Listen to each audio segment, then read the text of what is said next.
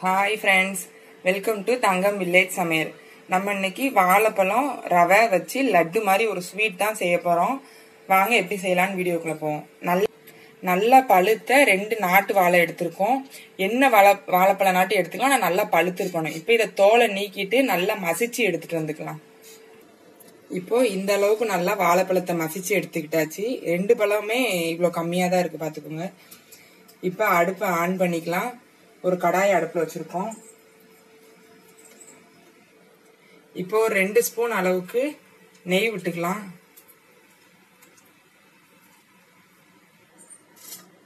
இப்போ 2 ஸ்பூன் அளவுக்கு நெய் விட்டுருக்கோம். நெய் கொஞ்சம் சூடாயிருச்சு. இப்போ ஒரு 1/4 ஸ்பூன் அளவுக்கு மஞ்சள் தூள் அந்த நெய்யிலேயே போட்டு நல்லா வதக்கிக்கலாம், பச்சை வாசனை போற அளவுக்கு. மஞ்சளோட பச்சை வாசனை போயிருச்சு. தீ கொஞ்சம் லோ ஃப்ளேம்லயே இருக்கட்டும். நம்ம நல்லா மசிச்சு வச்சிருக்கிற வாழைப்பழத்தை உள்ள சேர்த்துக்கலாம். இதை நல்லா அந்த நெய்யிலே கிண்டி விடுங்க. அதோட பச்சை வாசனை போகணும், அது வரைக்கும் கொஞ்சம் நல்லா கிண்டி விடுங்க. தீ லோ ஃப்ளேம்லயே இருக்கட்டும். கிண்டி விடாம விட்டோம்னா அடி பிடிச்ச மாதிரி ஆயிரும். அதனால கொஞ்சம் நல்லா கிண்டி விட்டுக்கிட்டே இருக்கணும். ஒரு 10 நிமிஷம் அதோட பச்சை வாசனை போற வரைக்கும்.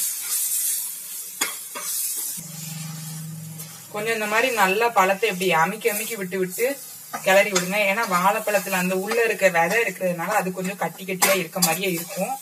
அதனால முடிஞ்ச அளவு நல்லா புஷ் பண்ணி அமுக்கி விட்டுருங்க. அது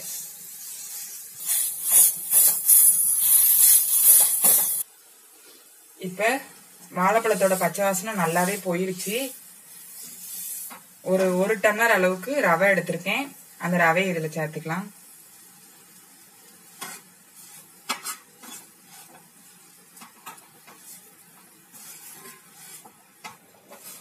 இப்ப நல்லா அந்த வாழைப்பழத்தோட சேர்த்து கிண்டி விட்டுக்கலாம். நம்ம அடுப்பு லோ ஃப்ளேம்லயே வச்சுக்கலாம். இப்ப கொஞ்சமா தேங்காய் எண்ணெய் விட்டுக்கலாம். அப்பதான் ரவையும் அந்த பழமும் கொஞ்சம் ஒட்டும், அதுக்காக. நல்லா கிளறி விட்டுக்கிட்டே இருக்கணும்.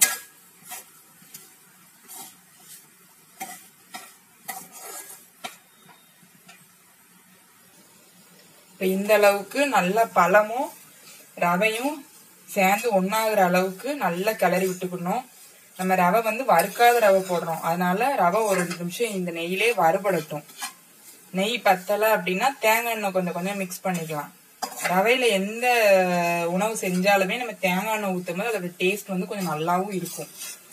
அதனால தேங்காய் எண்ணெய் யூஸ் பண்ணிக்கலாம். ஒரு ஃபிளேவருக்காக தேங்காய் திருவி வச்சிருக்கோம், அதை கொஞ்சமா சேர்த்துக்கலாம். தேங்காயும் இதோட நல்லா மிக்ஸ் ஆகணும், அந்த அளவுக்கு போட்டு நல்லா கிளறி விடணும். தீ லோ ஃப்ளேம்லயும் மீடியம் ஃப்ளேம்லயும் மாத்தி மாத்தி வச்சுக்கணும். ஹை ஃப்ளேம்ல வச்சிடக்கூடாது. ரவை கொஞ்சம் அடி பிடிச்ச மாதிரி ஆயிரும். இந்த ஃப்ளேம்ல வச்சே நல்லா கிண்டி விட்டுக்கிட்டே இருக்கணும். இன்னும் ஒரு 10 நிமிஷம். இப்படி கிண்டும் போதே நமக்கு தேங்காயோட ஸ்மெல்லு, அந்த பழம் நெய்ல வதக்கிருக்கோமோ அந்த ஸ்மெல்லு எல்லாம் சேர்ந்து நமக்கு சூப்பரா ஸ்மெல்லே வருது. பார்க்கும் போதுமே நல்லா கலர்ஃபுல்லா இருக்கு. தேங்காய் பூவுமே நல்லா அதோட மிக்ஸ் ஆகட்டும். இப்படி கிளறி விட்டுக்கிட்டே இருக்கணும். டேஸ்ட் சூப்பரா இருக்கும். இந்த ஸ்வீட் நீங்க ஒருக்கா செஞ்சு கொடுத்தீங்க அப்படின்னா உங்க வீட்டுல எல்லாருமே அடிக்கடி கேட்பாங்க. உங்களுக்கு லீவ்ல ஃப்ரீ டைம் இருந்துச்சுன்னா கண்டிப்பா இதை செஞ்சு கொடுங்க. இந்த டைம்ல கொஞ்சம் பசும்பால், கொஞ்சம் கெட்டியான பசும்பாலா காய்ச்சி ஆற வச்சிருக்கேன். அதை கொஞ்சம் கொஞ்சமா சேர்த்து கொஞ்சம் மிக்ஸ் பண்ணிக்கலாம்.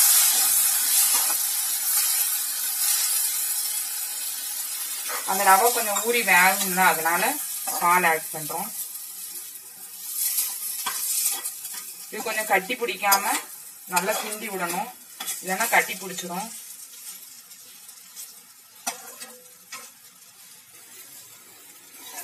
இப்போ நல்லா இப்படி கிண்டி விட்டுக்கிட்டே இருக்கணும். ரவை கொஞ்சம் வேகட்டும் இந்த பால்லையே. இந்த பழத்துல ஒரு 1/2 டம்ளர் அளவுக்கு நான் சுகர் ஆட் பண்ணிக்கிறேன். ஏன்னா வாழைப்பழத்திலேயே இனிப்பு இருக்கும். அதனால சுகர் நமக்கு போதுமான்னு பார்த்துட்டு ஆட் பண்ணிக்கலாம். அதிகமாயிடுச்சுன்னா திகட்டும். கம்மியா இருந்தாலும் நம்ம சேர்த்துக்கலாம். சீனியும் சேர்த்து நல்லா மிக்ஸ் பண்ணி விட்டுக்கலாம். நமக்கு சீனி சேர்த்த உடனே கொஞ்சம் இலக்கம் கொடுத்து வரும். ஒரு லட்டு பதம் நம்ம கையில உருட்டுற பதத்துக்கு வந்ததுக்கு அப்புறம் அடுப்பை ஆஃப் பண்ணிக்கலாம். இப்ப பார்க்கும் போதே தெரியுது ரவை நல்லா வெந்துடுச்சு. இந்த பதம் வந்து நமக்கு லட்டு பிடிக்கிற பதத்துக்கு வந்துருச்சு.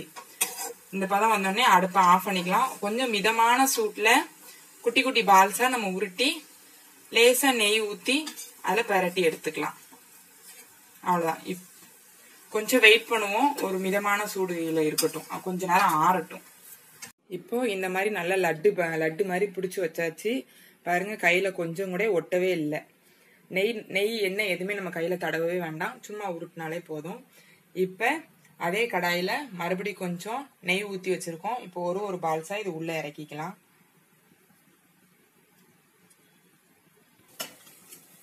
இதை கொஞ்சம் லேசா ரோல் பண்ணி விட்டு வறுத்து மட்டும் எடுத்துக்கலாம். லைட்டா பொன்னிறமா வரத மாதிரி.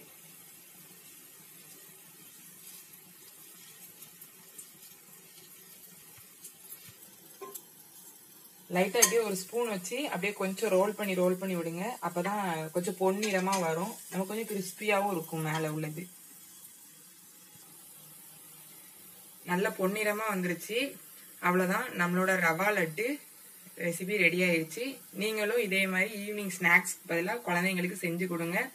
திரும்பவும் வேணும்னு உங்களை செஞ்சு தர சொல்லி டார்ச்சர் பண்ணுவாங்க. அந்த அளவுக்கு ஒரு டேஸ்டா இருக்கும். இதே மாதிரி செஞ்சு பார்த்துட்டு எப்படி இருக்குன்னு சொல்லி கமெண்ட் பண்ணுங்க. இன்னொரு இன்ட்ரெஸ்டிங்கான வீடியோல பார்க்கலாம். பாய். சப்ஸ்கிரைப் பண்ணாதவங்க மறக்காம சப்ஸ்கிரைப் பண்ணிக்கோங்க.